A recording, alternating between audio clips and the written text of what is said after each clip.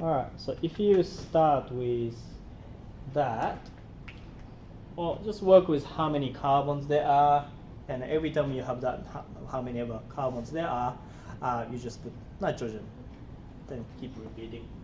So you would be looking at nitrogen, carbon, carbon, carbon. And the last carbon here should have CO double bond, the carbonyl group. And that will be the monomer unit. The rest of the bonds here should all be just connected to H, H, H, H, H. So there are two ways of writing it. If you are asked to just identify a monomer unit in a polymer, you will be using square brackets, yeah, and put N around it. So one way of drawing the monomer unit would be, or polymer, would be this. You might be asked to have a section of a polymer, using 3 monomers. If that's the case, you have to do dot dot dot.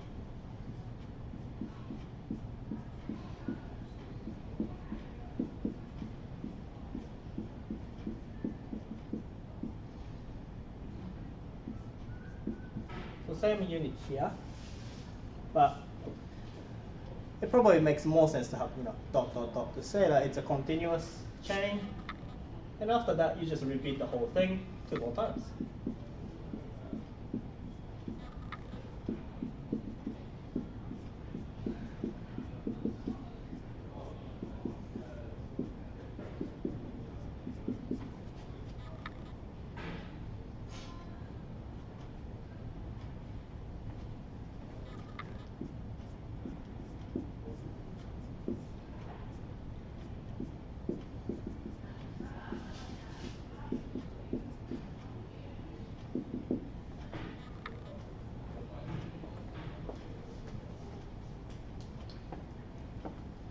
What I've done, I used 3 monomer units to make a section of a polymer. And it becomes more apparent if you draw it this way, what sort of link you made here.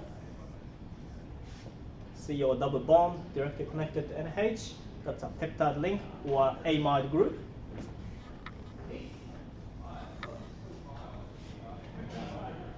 Yeah. Hence, that's a polyamide.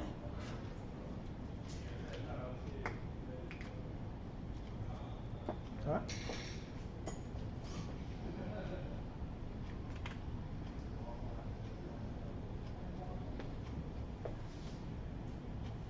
So there could be those 2 ways that you could be asked to draw in a test or exam, or vice versa. You could be given a section of polymer, or you could be a representation of monomer unit of a polymer and asked to draw a monomer that was used.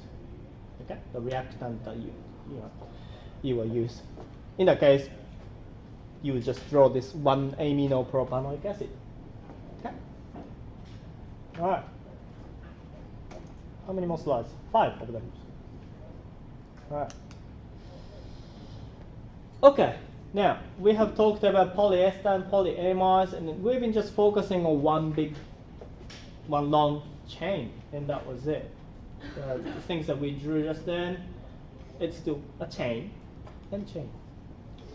Now you can combine, if you get those chains, right, you can actually start combining them. So we are now talking about bonding between those chains. You can have covalent bonding between chains, and they're generally called crosslinks. Okay. So for example, if you had a chain, another chain, another chain like so. Okay. If you start connecting them, at random. Yeah. Those blue lines are called crosslinks. Okay? And there are crosslinks are covalent bonds, actual bonds, not an interaction. Okay? The properties of polymer depend on the monomer forming the polymer and the degree of cross-linking between chains. What do you think? If you had 3 cross-links in this product, polymer, yeah. And if you manage to put more cross-linking, what would happen?